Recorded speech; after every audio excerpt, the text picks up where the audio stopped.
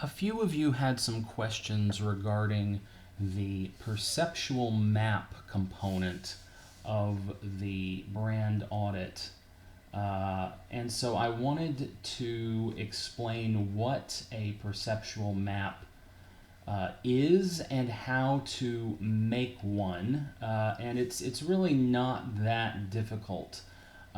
Essentially, a perceptual map is a way to visually describe how your brand stands out or relates to other brands. But the key here is this word, perceptual, right?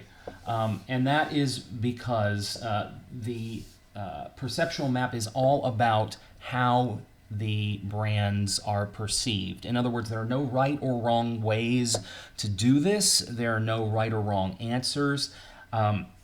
If you were working for a big company and doing this as a real task, what you would do is you'd survey or talk to a bunch of people and sort of aggregate together their responses and then use that information to create this. But for our purposes in this class, you're just going to kind of decide amongst yourselves how this will work out. Now, the first thing we need to do, obviously, is determine who our competitors are. Now, for the purposes of this video, I'm just going to use a pretty common product, Dawn, right, the dish detergent. And in terms of competitors, I am going to say, let's see, competitors. Let's say we have Palmolive. Let's say Ajax. Method has dish soap. And one more. Let's say and store brand as a fifth one. Now, we've got our competitor list, and we are doing this on behalf of Dawn. Okay, so if we think back to your high school geometry, I know it's probably been a really long time, or you probably really haven't thought about this much. But we're going to use what is known as, and what you may recall is called a Cartesian grid or Cartesian plane, right? Now, Cartesian plane or Cartesian grid, for those of you who don't remember, has two axes, right? There's the x-axis, that's the one that goes left to right or horizontally. If you have trouble remembering that, remember the horizon, like if you look at the sun rising or setting, the horizon line goes left or right. And then we also have the y-axis, which is the one that goes vertically or up and down, all right? So we don't need these labels here. I just want to kind of make sure that everyone knows what we're talking about. So let me just get rid of those. What you do need, however, you need to think about what characteristics or traits make the most sense for your brand and its competitors to be compared on. So what do I mean by that? Well, for dish detergent, we are probably going to have a number of things that we will compare in terms of. So the first one that comes to mind for me is eco-friendliness, right? Now remember, this is all about how people perceive these brands. So essentially what we're going to be doing is describing, using this visual language, where each of our brands falls on a scale from low to high eco-friendliness, LOWHIGH, right? Now you're probably starting to realize how this is going to work. Now again, remember, this is all about consumer or customer perception. And so again, there's no right or wrong answers. It's really just more about how do you feel. And so let's put this particular criterion on the x-axis. Well, we can rephrase this if we want to. Not, let's see, we could call it not eco-friendly, and then eco-friendly. That's an E, eco-friendly. You could do it really however you want. If you wanted to do low and high, just label it so that you're sure you can kind of tell which is which. So we'll say not eco-friendly on that side, and then on the other side we'll say eco-friendly. And now we need to choose another another property, another characteristic, another you know, whatever it may be, another thing that we can compare our product and its competitors using.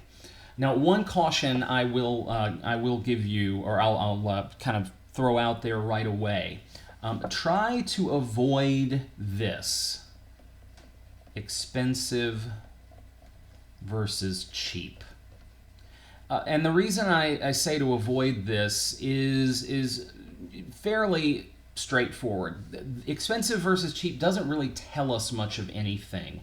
It is also not something that that is really subject to much difference in terms of consumer perceptions, right? Something that is $100 is indeed more expensive than something that is $1, right? There's no room for perception. There's no room for differences. Whereas, you know, if in the dish detergent category, all of these things are going to be within $1 or $2 of each other, maybe $3.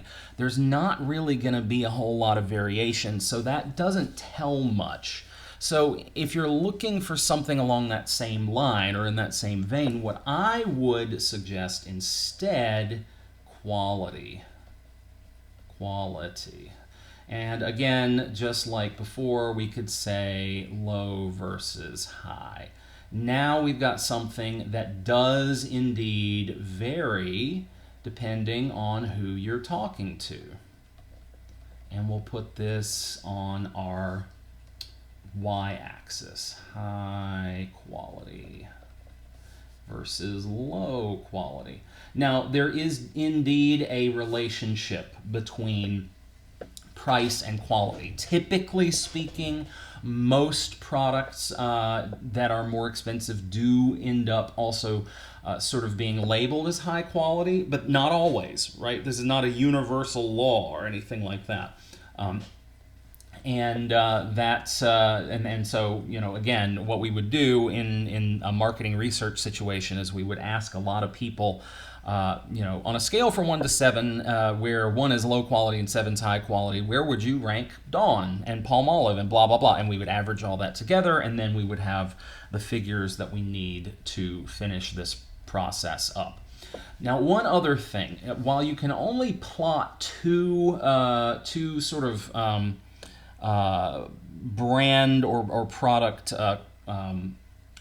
qualities or attributes at a time, you can always make more than one perceptual map. There's no reason why not. That is not a bad thing. I'm not stopping you from doing that. So in your groups, if you come up with, you know, several different criteria that you would like to test out, then by all means, just make more than one. It's not a big deal. This does not take a great deal of time to do. Okay, so now what we are going to need to do is figure out where do each of our brands go on this grid. And so I'm going to give each of them a color. So Palmolive we'll put in red there. Let me make this marker a little bigger. There we go. I will do Ajax as green. Dawn is obviously blue. Method we'll say is yellow. And then the store brand, let's make that pink. Okay? And you don't have to do that, but you know, I find that it's a little bit easier to see visually. All right. So now again, this is where you will among yourselves figure out where these things go. So again, as they say, your mileage may vary. I'm just sort of spitballing here. I'm just kind of making this up. But you'll want to all kind of collectively agree where each brand goes. So let's start with Palmolive. I suggest starting with competitors first, and I'll explain why in just a second. Palmolive, in terms of its quality, I'd say everyone's heard of it, but it's not exactly top of mind. So I would put it maybe somewhere in this first third or so. And, maybe it's eco-friendly, but I don't really think of that when I think of Palmolive. So I would plot Palmolive here. And so what I'm doing is I'm just drawing essentially a sort of a blob. You could do a blob, you could do a shape, you could do a dot, whatever you want to do. I like blobs because they they can help you sort of see overlap if any exists. But now let me label this so I don't forget what it is. Let's see. Palm olive. Okay. All right. So, and then we just proceed down the list. Ajax, it's a pretty, it's not particularly, when I think of it, it is not particularly quality, it's kind of cheap. You get it at like Dollar Tree and stuff. And again, I really don't know anything about where it is in terms of its eco-friendliness, so I'm going to put it down here. Now again, remember, this is all perception. There's no right or wrong answers here. So let's say this is Ajax. Okay. The Method, if you're not familiar with Method, it's the brand of, it is definitely an eco-friendly brand. It's a little more expensive. You see it at Target and places like that. I think Amazon carries a good selection of it. And, it's a little bit higher in terms of price. So I'm going to put it right here.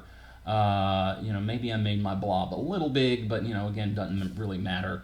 At least for this demonstration, you just sort of make this fit. So we'll say Method.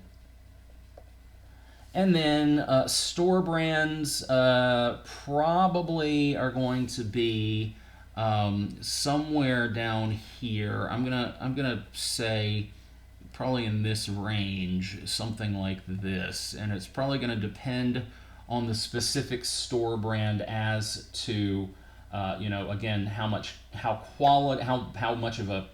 high quality it's perceived. And then it might be, sort of seen as eco-friendly, but, you could... So again, the sort of advantage to blobs here is that you can kind of make these fit the areas that you think. So I know this one covers a lot of territory, but I feel like it's within the realm of reason that we could have, say, a store brand that is seen as, relatively... eco-friendly and also somewhat higher on the quality scale because, if you went to like Wegmans or something, right? Wegmans is a pretty high-end grocery store, and their store brand items are pretty good. People like them. They have a lot of them, and so in that case, they're the Wegmans dish soap, it might even say like good for the environment on the bottle. I don't know, but it's still going to be cheaper than one of the others. So we might say that Wegmans is over here. Whereas if you went to like Family Dollar or Dollar Tree or something super cheap, and it was just some brand you've never heard of, and it says nothing about the environment, well, then that might be down here. And then we could have, any of a range. But again, this is why blobs, I think, are useful. Now, well, our last one here is Dawn, right? And, I always think of Dawn as they use it when there are oil spills to help clean up waterfowl, like washing ducks and stuff off It's really, it always almost makes me cry whenever I see it in the commercials. And it's definitely high quality, right? You pay, or at least my perception is that it's high quality.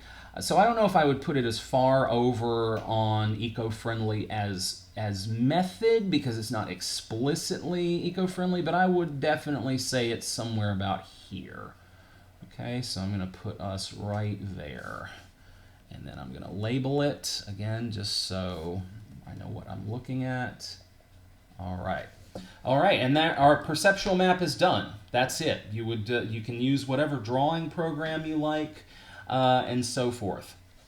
Now, I mentioned that you might want to wait to put your brand last, or to post your brand last in this on this grid. And let me show you why. I'm gonna erase Dawn. Let's say that we are interested in launching a new brand that we want it to be a high quality, perceived as high quality and eco-friendly, more or less going against method, because it's something that people maybe haven't seen before. So I'll put in this, like, let's do orange. So we'll call it new brand. New brand, whatever that means. And so it's orange. And so when you are trying to position your product, and we will talk about positioning very soon when we get to the STP model, which stands for segmentation, targeting, and positioning. When you are positioning your brand, it is important to look for what we call blue oceans when you do this activity. What is a blue ocean? A blue ocean is essentially an area when it comes to consumer perceptions that is not currently well represented. And you can, a blue ocean, you find it on a map like this by looking for areas that are blank. Now, obviously, in some quadrants here, you're not necessarily going to want to put your product. Like, for instance, not eco-friendly and low quality, that is not an area we want to position something. Low quality and eco-friendly, well, those again just don't go very well together. High quality, we obviously want, something probably in this range. And any eco-friendliness is better than others. So once we've sort of targeted where we think we should be, we would look to see if there are blank spaces in the competitive landscape. And lo and behold, at least in this dinky example, look at this. We do have a blue ocean right there. That is, again, blue ocean represents a potential area of opportunity. And so when we plop our new brand onto, literally new brand, onto our map, let's say we're going to put it right here, right smack dab in this, this blue ocean. And now we know, kind of relatively speaking, how we should position and talk about and describe the brand in comparison to others. Okay, so that's a perceptual map. It's fairly straightforward. It will require a little bit of conversation, but I do think it's probably something that you will be able to do with each other in your groups while you are meeting together.